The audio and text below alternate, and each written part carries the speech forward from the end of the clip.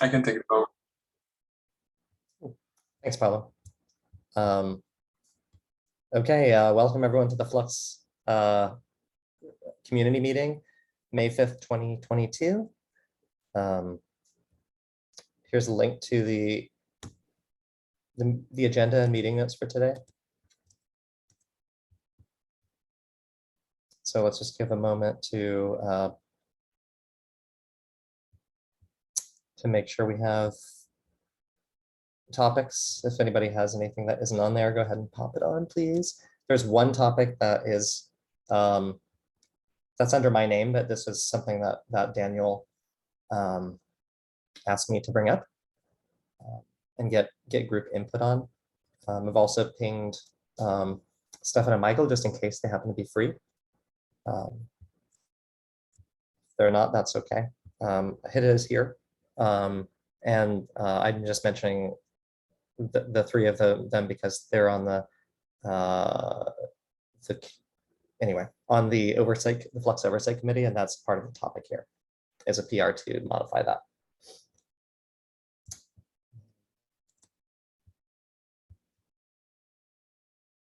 Well, maybe we should go ahead and get started on the current dev focus. Does someone want to take this on about if there are any blockers and if anyone needs help? Or would it be good? Yeah. I can cover that quickly. So yes, well, there were a few blockers that I think we kind of mitigated quite quickly around like the security advisories, and I'll kind of go back to that point in a second. And that pretty much kind of blocked a few things that we work, especially around some of improvements around Git that kind of got a bit delayed. So that is one thing. I don't think necessarily we need help right now. Like Santoshi and Sanskar helped quite a bit on that front. Sorry, my dog is a bit. Yeah, she wants to be famous. So yeah, that's where we kind of resuming into that now, which is good. On the back of that, we started. We created a new fork of the Git kit, which is now within the Flux CD org as well, which Sanskar is making quite great amendments, so it's easier for us to test things going forwards. So that is that. In terms of other things on the way to GA, I can't actually think about anything major, but already jumping to the next point, which is what we've been doing so far. I created that second view. Let me share my screen quickly. I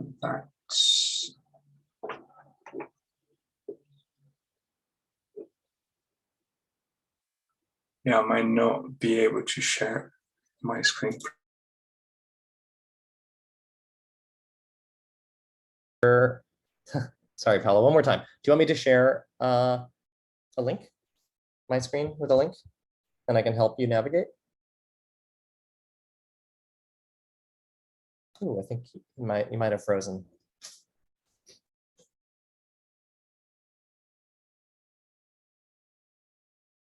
Or maybe I froze. It's like we lost Paolo. Oh, okay, there we go. Zoom crashed as soon as I tried to share my screen. So there are two of you now. Yeah, sorry about that. So I'll just share the link here. But do you want me to share I was just asking, do you want me to share my screen? Oh yeah, that would be great. Yes, please. 1 second.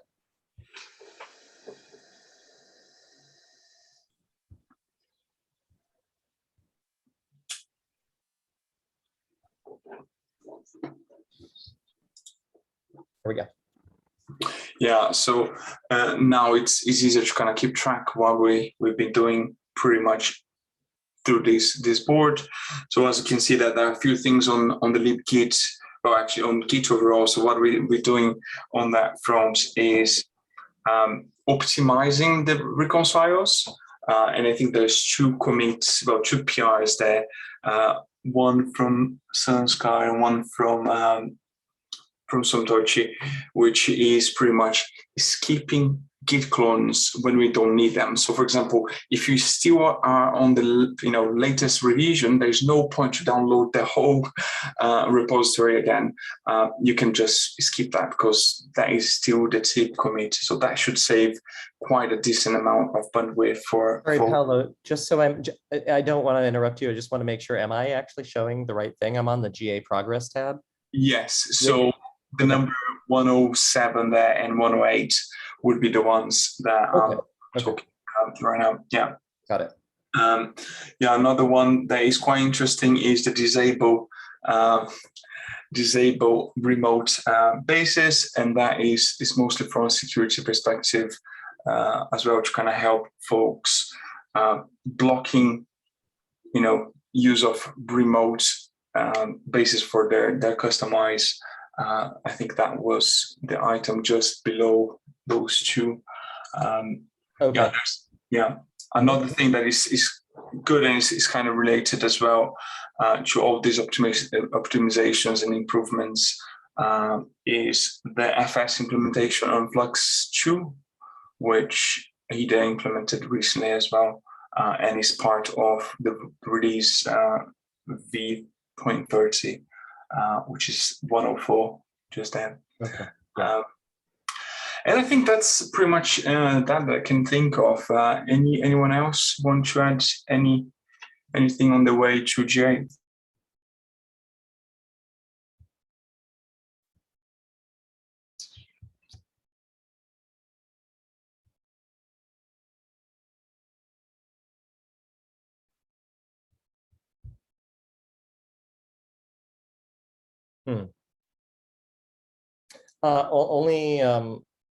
Only a quick question, Paolo. Do you think that this timetable has any need or should or could be updated at all based on some of the changes? I think the next item that we have on the timetable, this is really from Flux V1 to V2.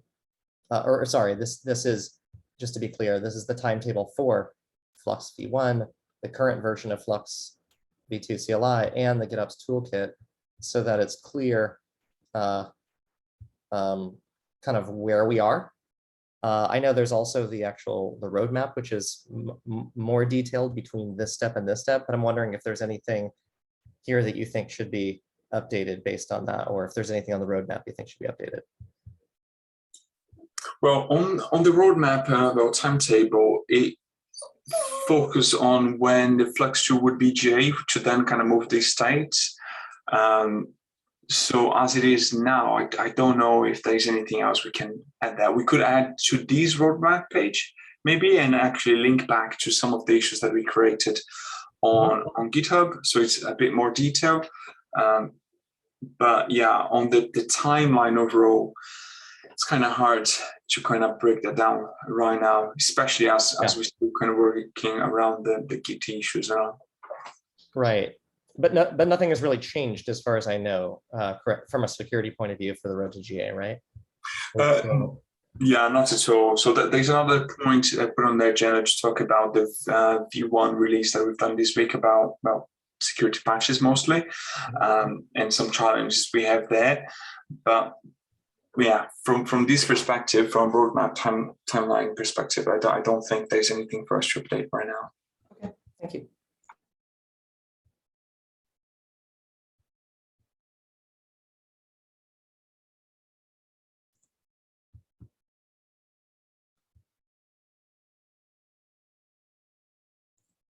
Awesome. I'm interested to look at the Git kit that you mentioned. That one passed me by entirely. Yeah, that is mainly what we use when we're doing some SSH tests. Well, actually, even the HTTPS test for Git and all. So that's quite useful. That's awesome. Okay.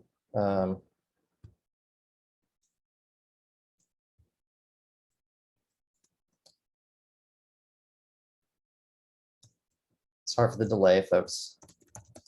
Yeah, so the next, let me just see if I didn't get any responses from either, that's okay, from either Stefan or Michael, but that's fine. The next topic is we wanted to get feedback on this pull request. Excuse me. This is very interesting because it is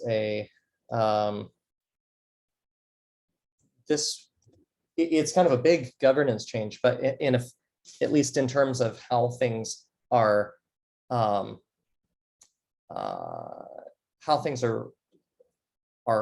organized within the governance framework itself for Flux, but there's almost no change at all in practice, because that's part of the point here. So this came up. This PR is to replace the Flux Oversight Committee, and I suppose sharing my screen now would be helpful just in case it's easier for anyone. But I pasted the link there so you can go to it on your own. So this is a follow-up to that's part of the Flux graduation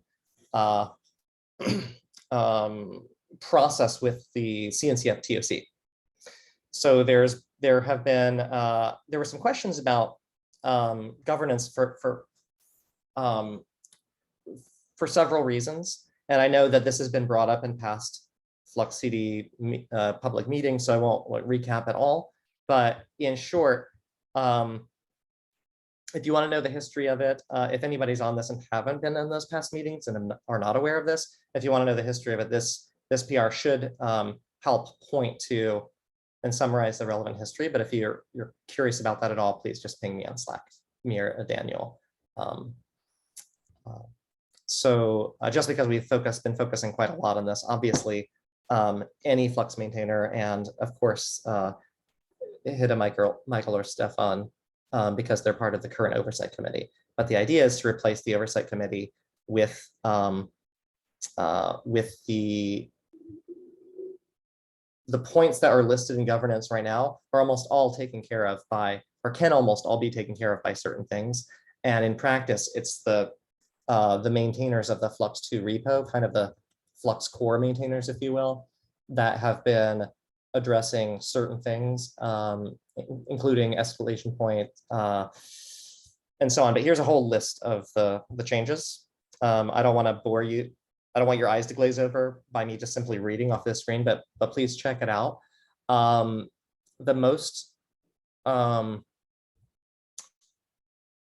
Basically, in a nutshell, it's that the oversight committee was for bootstrapping purposes, and just hasn't really been necessary as such. However, the members in the oversight committee, of course, are necessary because they've also been involved. Ida, Michael, and Stefan have been involved in other parts of the Flux project, including Flux 2 maintainership and other controllers and so on. The other big difference here is that in terms of actual practicality, is that Michael will not be part of governance for now, or will no longer be part of governance as of this change if Michael and Stefan all vote on this positively. So Daniel has spoken with Michael, and he is okay with that. He had already removed himself, put himself into, I guess, the retired or emeritus section or whatever of the Flux maintainer owners files. And I think those are the biggest. I think those are the biggest things. The one open question that I wanted to at least note that's here is that the idea that was brought forward that Flux 2 maintainers might be clear to us as the Flux community, but with this governance change, there are also admin tasks involved, like creating repos, etc. And the question was brought up if we shouldn't use a new term for this team, for example, Flux admins, core maintainer, or some other new term. And if you have suggestions about that or thoughts about that question, this is the time for feedback. And please do either during or apart from this meeting, read the feedback from Josh from the Contributor Strategy Technical Oversight Group. Excuse me, the technical, the tag, my bad. Yeah, and just kind of take a look at the different pieces that they've suggested. It's not just from Josh, but largely from Josh and others. And we've summarized them in the comments. And so if you look at the files changed, there's 6 files changed. Mostly the biggest change is really just removing the oversight committee entirely and replacing those aforementioned responsibilities with either the Flux 2 repo maintainers or things that can be decided across all Flux maintainers with either just a majority or vote or a 2/3 or more vote, or just consensus like we have in our normal process. And that all will stay the same. So I'm going to stop the share and open for discussion if there's any thoughts there.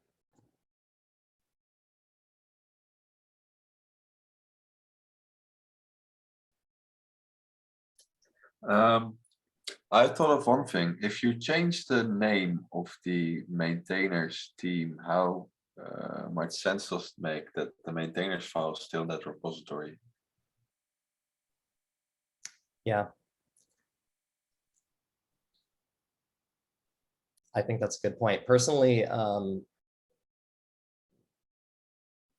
my personal opinion is that it's like having the Flux 2 maintainers as what we consider to be core maintainers, or at least the escalation point for those few bullet items, including some of the admin tasks for creating new repos and so on. I think it makes sense.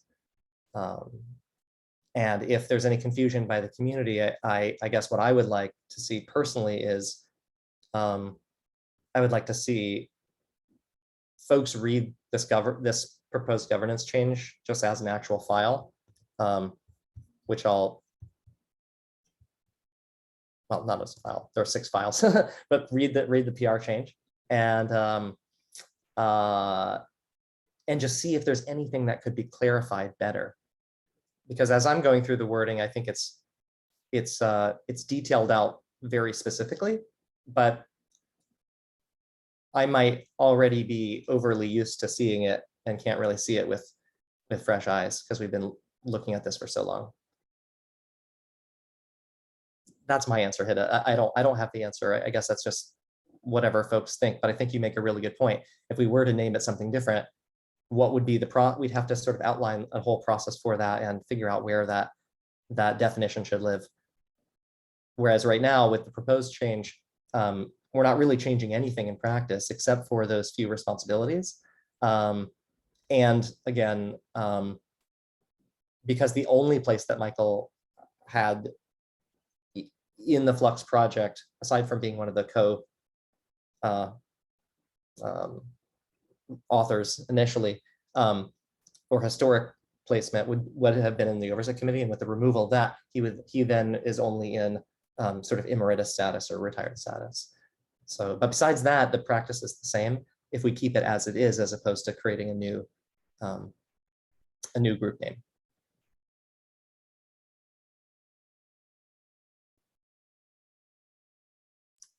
I think that by figuring that out, you create a better foundation for growth. So if you create the base for that now, and later on your groups becomes, I don't know, too big to handle this type of governance, basically, then I think that trimming that down from a core group is better than trimming it down from some side branch, which is currently called Flux 2 maintainer. So I would try to get an answer to that before merging the proposal or voting on it. Who would you want an answer from, though? I don't know. I have to think about it. It's something I Yeah, haven't thought about the answer yet, but it's something to think about.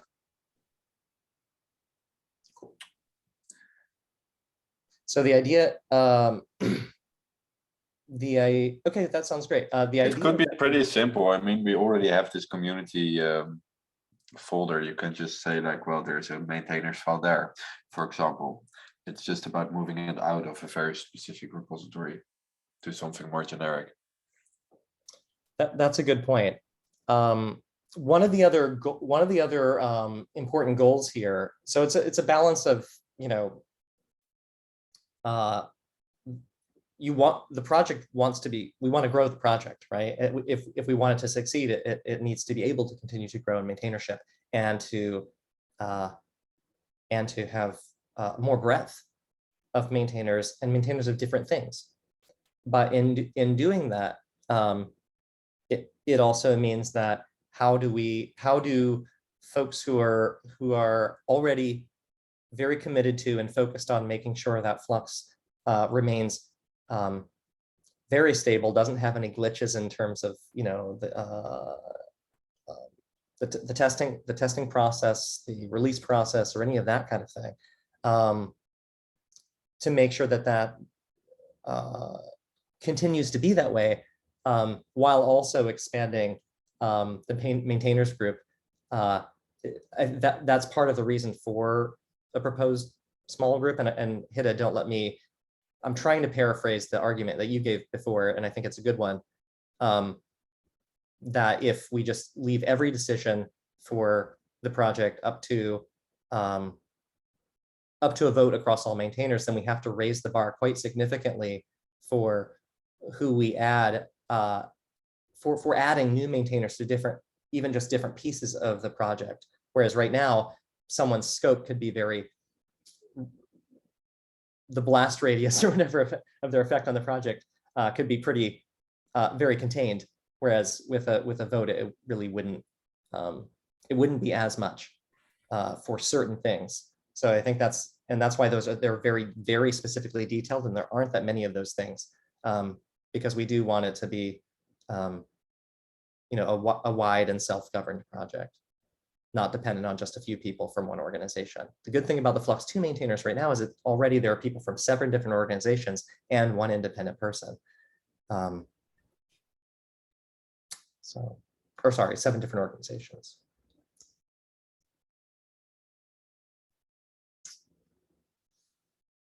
Wait a sec, did I get that right? Or I don't want to say that incorrectly. Raising the bar in multiple senses too, not just the sense that we need to vet them, but also that there's a higher commitment if you're on this voting board, and it's up to you to make decisions about governance. I'm not sure that everyone wants that.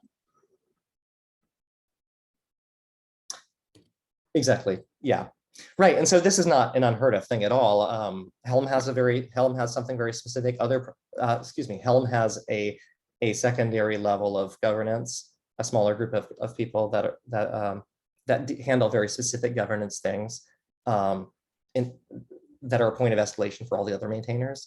Other projects do too. So this makes perfect sense. I just wanted to correct my wrong statement. There's 5 maintainers from 5 different organizations in the Flux 2 maintainers list across all of the Flux CD org maintainers. There are people from 7 different organizations now and 1 independent person. So, but in any case, that it definitely broadens that, which is good. Hida, I think I would just ask if you think that it should be a separate file.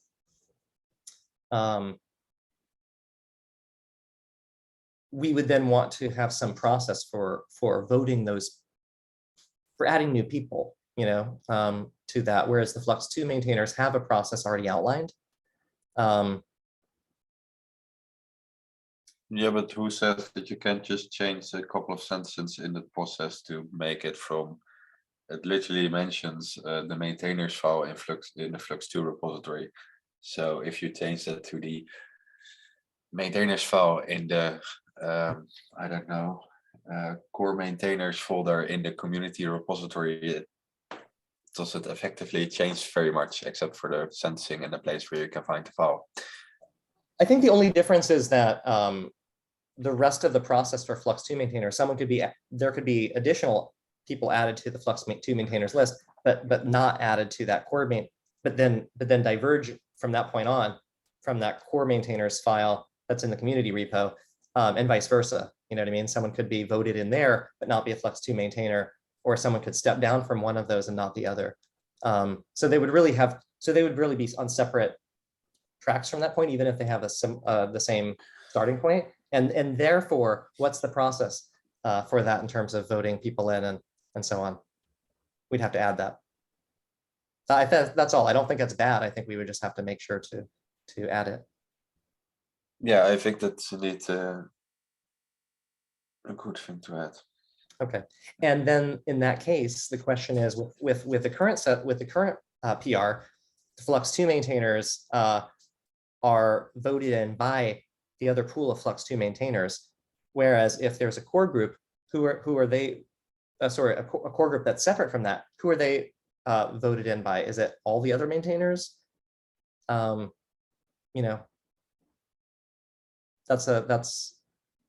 we would just have to get that set up, and we would like to be on the road to resolving this, not only for Flux graduation with CNCF, but just for the sustainability of the project.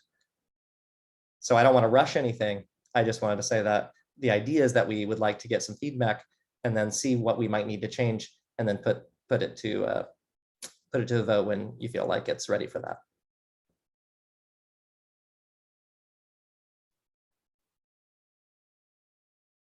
So maybe we can decide, or not shelve it, but if there's any other thoughts on this, great. If not, maybe we can. What do you think, Hida? Would it be good to just think that through with the other oversight committee people, and then maybe we can reconvene about how to update that PR? Yeah, I think it's still open for commenting, so I'm just expecting people to Okay. put in whatever they think is best.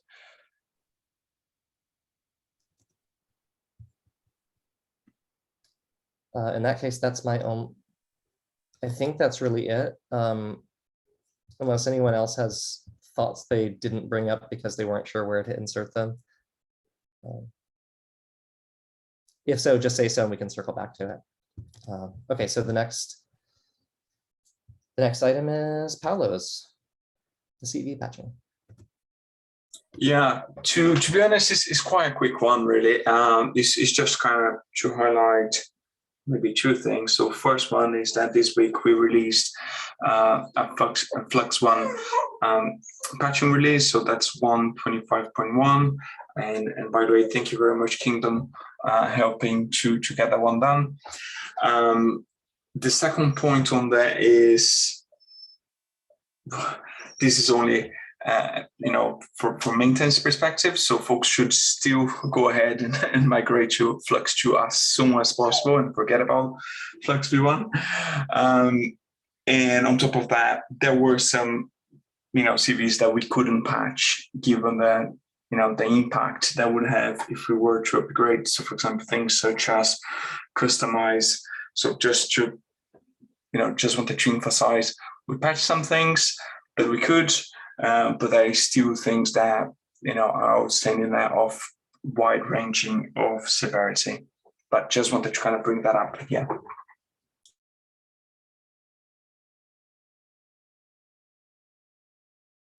Thank you for helping me with that, Paulo.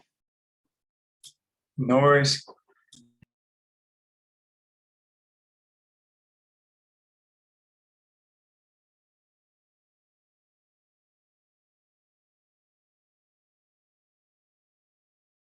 Okay, Rashid, do you wanna follow up on the OCI repository question, the RFC? Yeah, sure. Thanks, Scott. I appreciate the opportunity to have a chance to follow up with you guys on this RFC. It's one of the contribution we're trying to upstream to Flux, because we use Flux Source Controller for some of our other requirements. So it'll be great to have this capability in Flux Source Controller, and we have an internal controller that we're trying to retire, and we want to just upstream it. So we have a single place where we are using, we can contribute and also use a single controller space rather than trying to maintain the one internal as well. So there is that RFC. I think there were several comments and some additional standardization, API standardization discussion came up. So I was able to help with a small contribution to update the image reflector, image repository API. So if this OCI repository RFC is close enough, then I can start some work on my side and start building a OCI repository implementation that I can quickly put in a PR. Not quickly, I would say.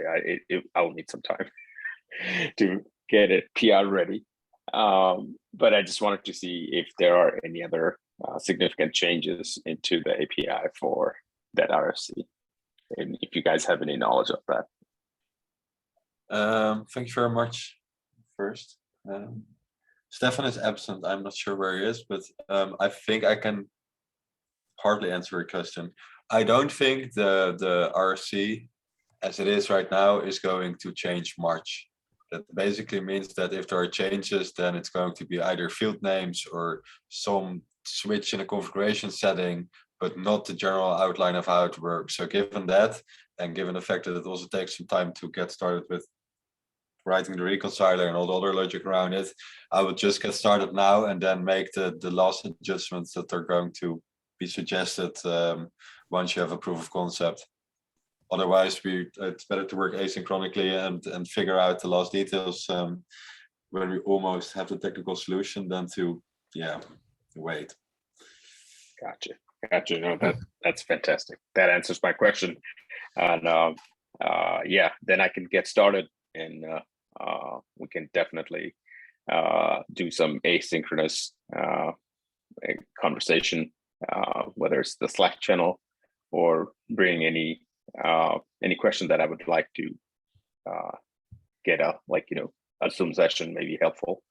But I think this helps Hide. I'm definitely going to get started, and that's the same feeling I had. I just wanted to confirm.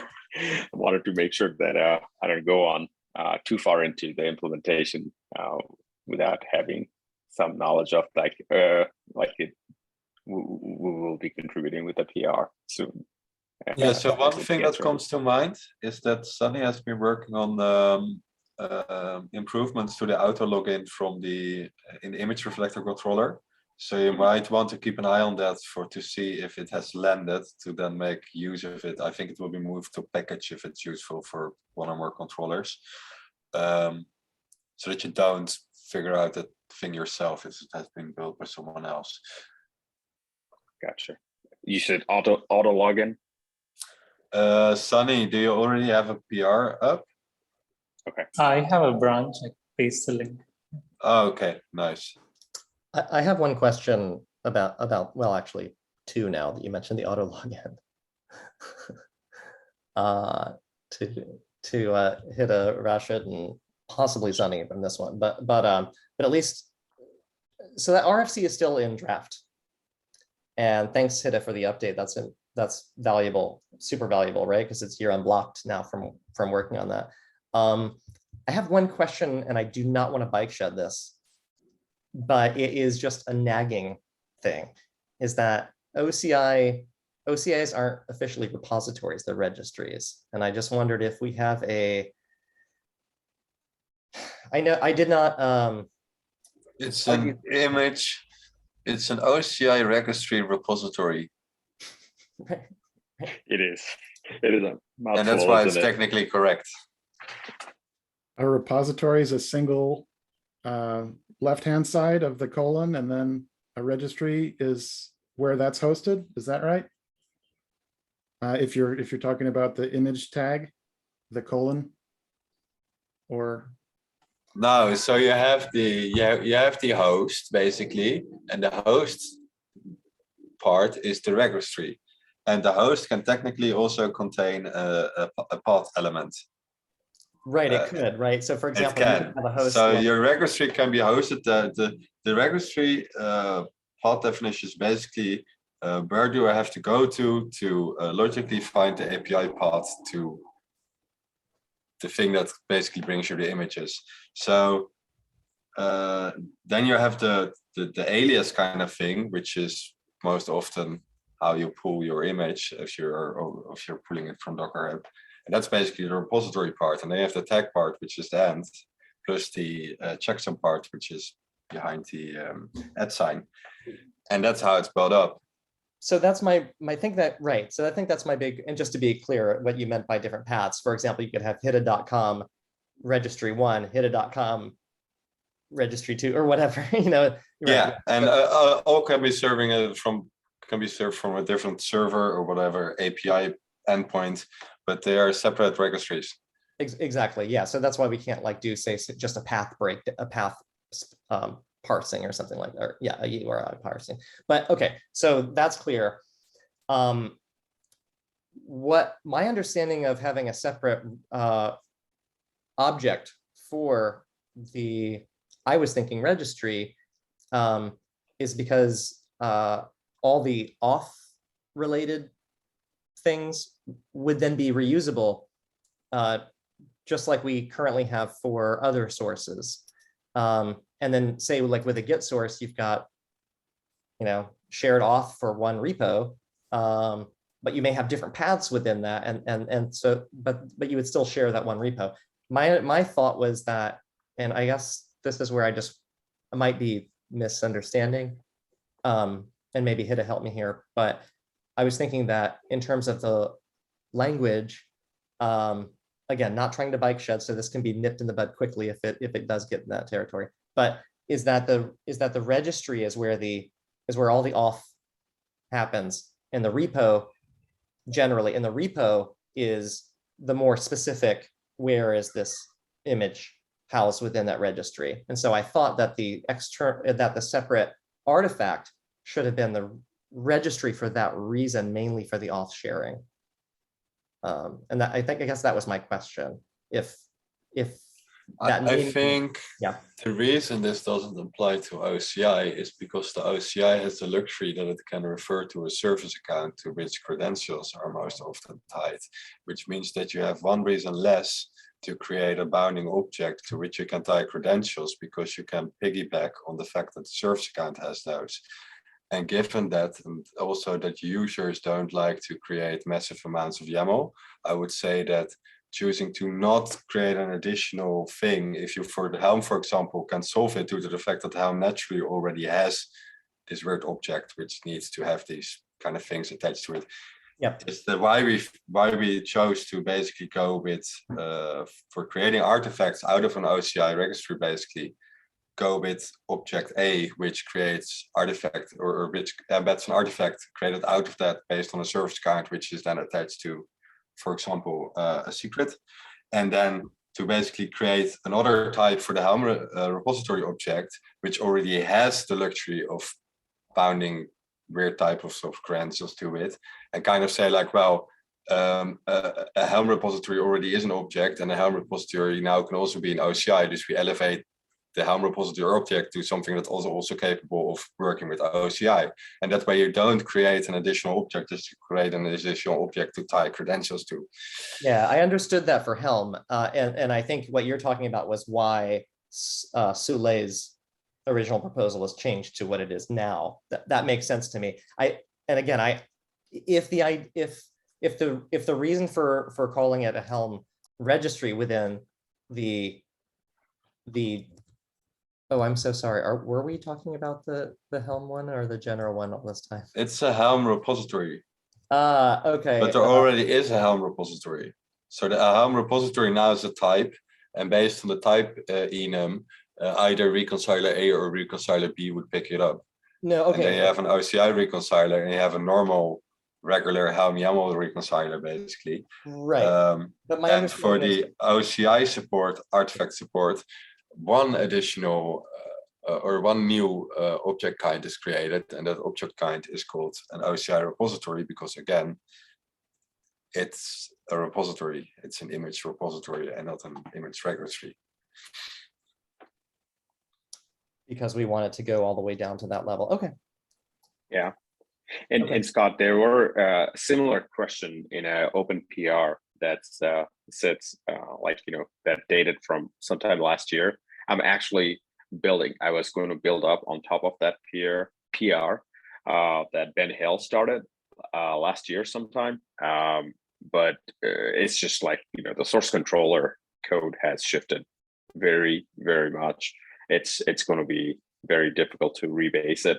So we're just going to start a new PR. But as far as the question of registry versus repository, some of these similar questions have been discussed in that older PR. I have linked that PR in the RFC that's currently open. So if you are interested, please do give it a read. You might get some additional information or something similar to the question you asked. Thank you. It was just nagging me, and if I didn't ask on this call when you brought this up now, I would regret it. So thank you. No, absolutely. This is fantastic. Thank you. Thank you for sharing and updating me on this, and I'll move forward. And it's awesome. And I just want to add one more thing unrelated to the OCI repository. The discussion you guys were having around the governance, it just shows how big Flux is. So I work with VMware now. Before that, I used to work with another company called NCR. In both companies, I'm using Flux. So that speaks how good Flux is and how big the community is, and the kind of toolings you guys are providing is outstanding. So thank you. Thank you, Rashid. All right, that's all I had, and I can pass it on to you. Okay, it looks like it's we still have some time. It looks like Paolo, back to you. And this is the last agenda item right now. So if there are others, please mention it in the chat if you don't have access to the doc. Otherwise, please just write it in the doc in the meantime. And if we have time to spare, we'll give everyone time back. But we've got some time in case you have other topics. Cool. So quickly, just go over this. Well, again, it's more of a heads up than anything else about the security advisories that we released this week. It's pretty much 3 security issues that we found and fixed. The TLDR is pretty much upgrade to the latest version if you can, as soon as possible, but anything beyond 0.29. And yeah, the advisories have quite some information there, but if you guys have any other questions or anything, just reach out and we'll be able to help. Yeah, that's it.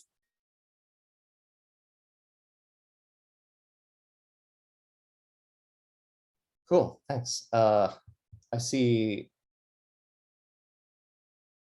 Yes, note from Santochi. Do you want to mention this, Santochi? Are you able to use audio right now? Oh yeah, it was posted. I'm not sure who posted it on the Flux contributors chat. It's sort of a bug bash for, I don't know if it's the upcoming KubeCon, but I can see Flux listed as one of the projects. I don't know if this is something we want to maybe promote and maybe get new contributors, like just posting it for like more visibility. I think Danielle sent out an email to them that we are not participating this year because it required us to enable a linter that would or would not post linter errors inline in OR PRs, which is kind of an invasive way of participation, I would say, especially because they require a whole GitHub application to get access in various ways to the whole organization. And which they mention or report about a week and a half before the project or thing actually starts. And I haven't heard back from them yet. Yeah, I heard from them again this morning, and they haven't evidently read our email, but I let them know that we're not participating, so. And we'll be hosting, Kingdon will be hosting our regular Flux Bug Scrub on the 18th of May as our own sort of thing that will help to promote. So we're gonna Yes, do that's that right. instead. Bug Scrub is still on. Oh, Okay, that's stupid. yeah. Thanks, Richie. Yeah, yeah, exactly. I was like baffled to hear that, but it does make sense. I mean, we can't give away the Flux org with all those required permissions. I really am curious why anyone for that kind of an event would need it. I don't know if it was just yeah. Anyway, if they do get back to you, Kingdon, I'd love to find out.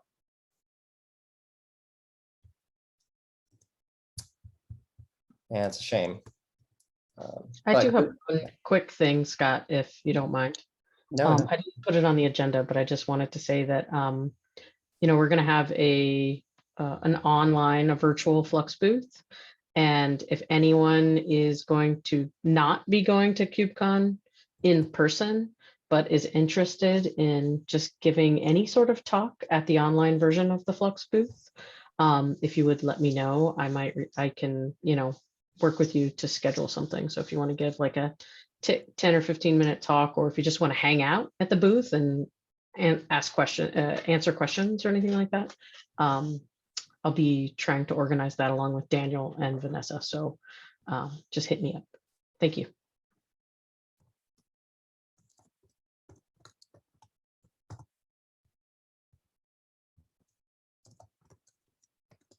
Okay, I'm just taking those little notes. Okay, I think that's it. Unless there's any other. Oh, Rashid has a hand raised. Yeah, hey, I just wanted to ask a quick question as I saw Hide also on the call. So the Flux controllers, like, you know, I'm talking about source controller and Helm controller, other controllers, they're all in mostly in Go 117. Is there a plan to upgrade to Go 118? I actually created an issue for this yesterday, I think, or the day before. Oh, okay. We are planning to, and we also need to, because the newer Azure SDK does something with Go which requires it to be on Go 1.18. I am guessing generics. Yes.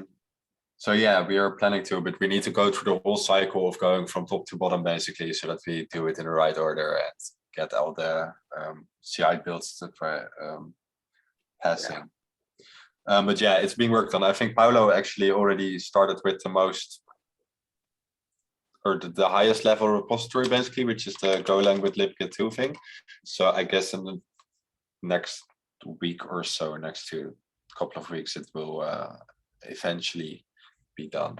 Why? What's the reason? It is a tall order. Oh, what is the reason? It is my like, you know, development sandbox.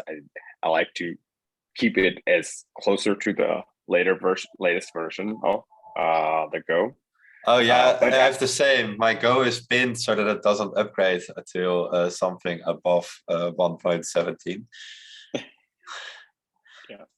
So that was my I mean I'm able to do everything in 117. It's just a little bit of extra thing that you have to do. But I just wanted to see if there was a plan to go, and it is a tall order with the number of controllers and components you guys have. So no disagreement there at all. It is a tall order to get everything into a newer version. So, but just for my information, I just wanted to understand if there was plan. So it sounds like there is. One of the reasons we waited for a bit was to see what the impact was of the generic performance issues that first some people were reporting. So we basically set that out for a while, and besides the generic, it seemed to perform better on some CPUs. So for the CLI, I think, which is also shipped to like Mac OS and other things, it might make a difference to move to it. But basically, we want to be sure that it didn't result in other issues. Okay. And one other thing I've seen with 118 is some of the certs that we have for unit test or local testing. I had to actually recreate those certs because of 118 requires a different SHA-256. So just when I run it, the Go 117 projects in a Go 118 runtime, it seems to complain. And I can continue on 117. I just wanted to see what you guys at with that. I think, have you tried running make tidy in one of the repositories while using Go 1.18? Because I think one of the reasons why you may see the changes is because we generate our modules files with compatibility mode enabled, and if you're running your commands by yourself, then the compatibility mode isn't enabled, so it will include more than we actually do. So if you run make tidy, then it runs Go with the right flag set, and if that doesn't generate a diff after you've run it, then it should be fine to actually continue developing with Go at 1.18. As long as you remember to run make tidy after your make Go model changes. Right. No, I see that on the image reflector controller, that make tidy has that Go compatibility with 117. I'll check on source controller if it's there. If it's not, I can quickly update my local version to be compatible with 117. That's a good point. I think I'm going to try it out, see if all the test and everything passes. Just a quick point on the cert issue that you had. So the problem is that Go 1.18 is pretty much blocking SHA-1 on the X509 certs. So I created an issue for one of the tests on source controller. But if you have fixes for that, feel free to just create PRs on it. But I only solved that problem in one test on source controller. But I'm not sure if it affects other controllers as well. Yeah, I saw it on a source controller. Like you said, one test. Yep, that's correct. And if I come across a quick fix, I'll definitely open a PR or something. Brilliant. Thank you.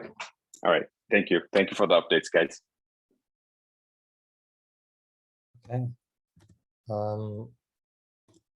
What a wonderful meeting. Adjourned.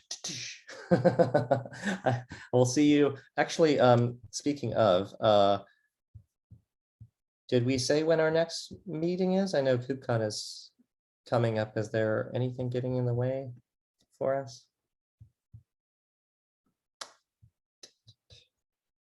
Apologies that I didn't really think about this in advance, but generally you want to close out the meeting by saying when the next one is. Well, the next.